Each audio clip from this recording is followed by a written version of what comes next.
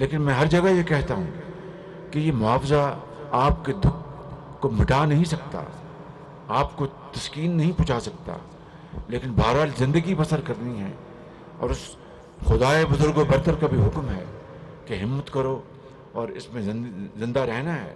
اس کے لیے نان نفقہ، اس کے لیے آپ کو وسائل چاہیے۔ تو یہ 10 لاکھ روپیہ وفاقی حکومت نے ہر خاندان کے لیے مقرر کیا جن کے پیارے بچھڑ گئے ہیں یا چلے گئے ہیں۔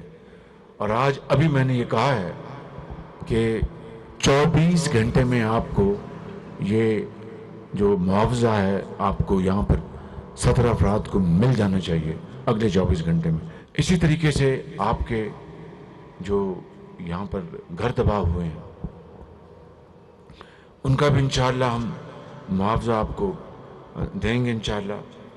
آپ کی فصلوں کا نقصان بھی، یہاں پر میرے ساتھ لیفٹیننٹ جنرل اختر نواز موجود ہیں جو NDA میں نیشنل ڈیزاسٹر مینجمنٹ کے چیئرمین ہیں۔ ان کو میں نے ابھی پوچھا ہے تو یہ جوائنٹ سروے کا یہاں پر آغاز کر دیا گیا ہے انشاءاللہ، اور پھر جو وسائل ہیں میں آپ کو یقین دلاتا ہوں کہ ہم آپ کے قدموں میں نشاور کریں گے، ہم مل کر اور انصاف کے ساتھ کوئی اس کام میں یہاں پر موجود اس گاؤں میں آپ کو اور آپ کے توسط سے اس کیمرے کے ذریعے پوری قوم کو میں اپنی طرف سے اور اپنی اتحادی جماعتوں کے سربراہان کی طرف سے اور ان ساتھیوں کی طرف سے میں آپ کو یقین دلاتا ہوں اور وعدہ کرتا ہوں کہ یہ امداد صرف حقدار کو جائے گی۔ شفافیت کے اوپر کوئی کمپرومائز نہیں ہوگا۔ میری جان چلی جائے، حکومت چلی جائے، میں اس کے اوپر کمپرومائز نہیں کروں گا، نہ یہ اتحادی کریں گے انشاءاللہ۔ بالکل مجھے پورا یقین ہے، یقین کامل ہے، ایک ایک پائی حقداروں کو پہنچے گی، اور جو حق نہیں ہے وہ نہیں جا سکتی۔ کوئی سیاست اس میں آڑے نہیں آئے گی، سیاست اس میں کوئی رکاوٹ نہیں بنے گی، چاہے حفیظ الرحمان کہے یا کوئی اور کہے، سوال پیدا نہیں ہوتا۔ ہاں، حفیظ الرحمان اگر آپ کے حق کی ادائیگی کی لڑے گا تو میں اس کو شاباش دوں گا، میں پیپلز پارٹی کے ساتھیوں کو شاباش دوں گا، میں اپنے تمام ساتھیوں کو شاباش دوں گا۔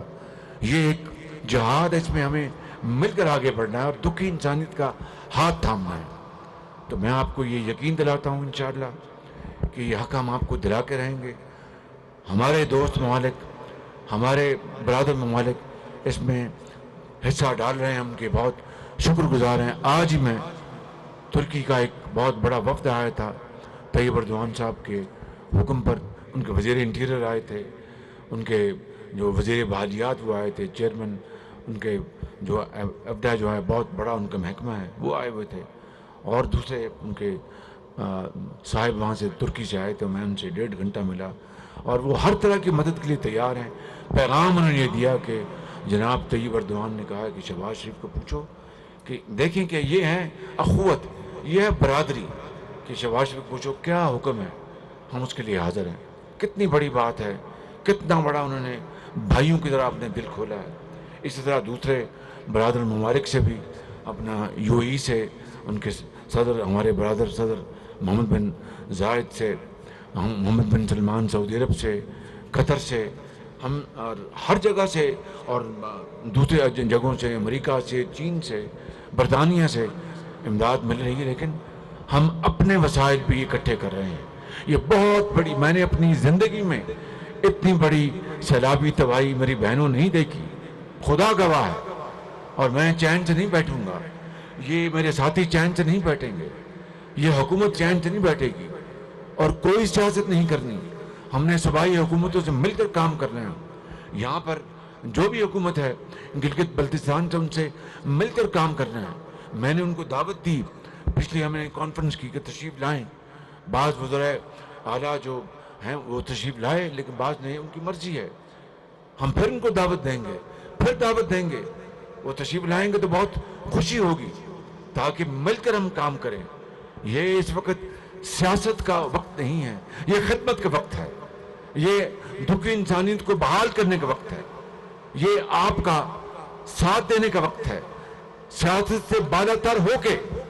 تو انشاءاللہ ہم اس کے اوپر کاربند ہیں، ہم وسائل اکٹھے کر رہے ہیں 25,000 روپیہ، یہ 10 لاکھ معاوضے کے علاوہ 25,000 روپیہ وفاقی حکومت ہر اس خاندان جو سیلاب سے کسی طریقے سے بھی متاثر ہوئے، یہ گھر گرنے کی بات نہیں ہے، وہ علیحدہ ہے، یہ فصلیں گرنے کی بات نہیں، وہ علیحدہ ہے، جو گھر متاثر ہوئے ہیں گھرانے وہ لاکھوں ہیں پورے پاکستان میں، کروڑوں افراد ہیں، ان کے لیے 25,000 روپیہ وفاقی حکومت ان کو دے رہی ہے۔ تقسیم شروع ہو چکی ہے، بلوچستان سے آغاز ہوا، سندھ میں شروع ہے، کے پی میں بھی اس کا آغاز ہو گیا، یہاں پر بھی ہوگا، جنوبی پنجاب میں بھی ہوگا، اور آزاد کشمیر میں بھی ہوگا۔